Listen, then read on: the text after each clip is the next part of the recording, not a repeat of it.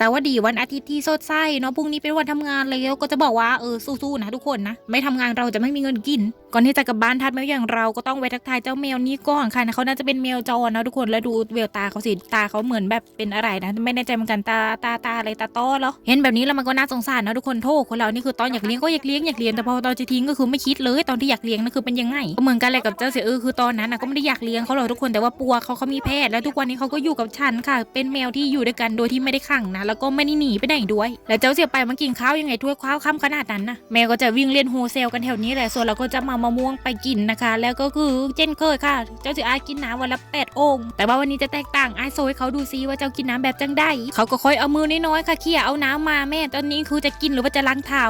ก็ว่าอยู่ทำไมช่วงนี้น้ำมันแปลกๆค่ะไม่รู้เหยียบขี้ไก่ขี้ดินมาหรือเปล่าค่ะก็ล้างไปเลยสิคะน้ำอันนี้คือก็ตักล้างข้าวด้วยต้องแจ้งกรมอนามัยไหมเนี่ยคือต้องเข้ามาตรวจสอบเจ้าสีและน้ำบ้านฉันแหละข้าวสารของฉันก็คือคอนเฟกค่ะพร้อมกับแจ่วมะม่วงค่ะกินเข้าไปเข้ากันมากตั้งแต่แม่ไม่อยู่ความวุ่นวายก็เข้ามาหาฉันในทันทีทันใดกว่าจะได้กินอะไรแต่ราคานั้นโอ้โหความปังปีนาศก็คือมาเลยค่ะนี่ขนาดจะกินข้าวสาวด้วยคอนเฟกแมวก็กวนอยู่หันเหล็กคอยละสิเป็นลมวิดีโอก็อยากถ่ายค่ะแมวก็จะบังเอาจะกินข้าวฉันด้วยทีนี้นั่นก็มันเป็นอะไรก็ไม่รู้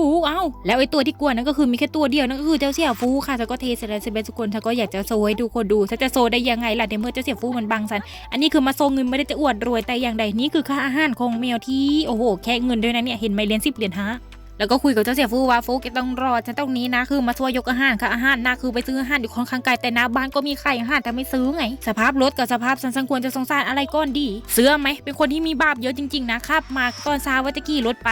รถสตาร์ทบอสติดบัดที่นี่ฮะบาปจริงๆก็ขี่รถไปซื้ออาหารแมวตัวนี้มาค่ะราคาประมาณ820 บาทซึ่งเดี๋ยวนี้ราคาลงนะเมื่อก่อนซื้อ850มั้งเฮ้ยแมวตัวนี้นะเหมือนใครเจ้าเสี่ยฟูไหมเจ้าเสี่ยไปก็ได้นะเอาล่าสุดแมวมีไฟด้วยเหรออาหารตัวใหม่แต่เป็นตัวเดิมอันนี้คือเป็นส่วนลดความเค็มนะทุกคนแมวบ้านเราก็กินดีอยู่นะแต่เสียอย่างเดียวคือมันอันใหญ่มั้งกับแมวกินแล้วมันเป็นเศษแมวเห็นหมาก็พากันรีพากันปบนะเดินมาไปเดินก็มาน้องเต่าหงายท้องแล้วก็ลุงใส่ปลาให้ด้วย1 ตัวลุงบอกว่าปลาสิกินเต่าเต่าสิกินปลาก็ต้องมาซวยก่อนนะคะทุกคนค่ะลุงคันคือใส่น้ำเยอะมากค่ะเต่ามันปีนไงก็ต้องตักน้ำออกแล้วก็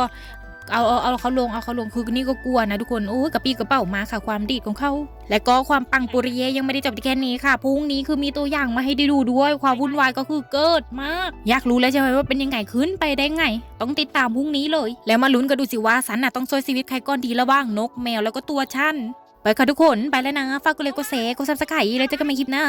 บาย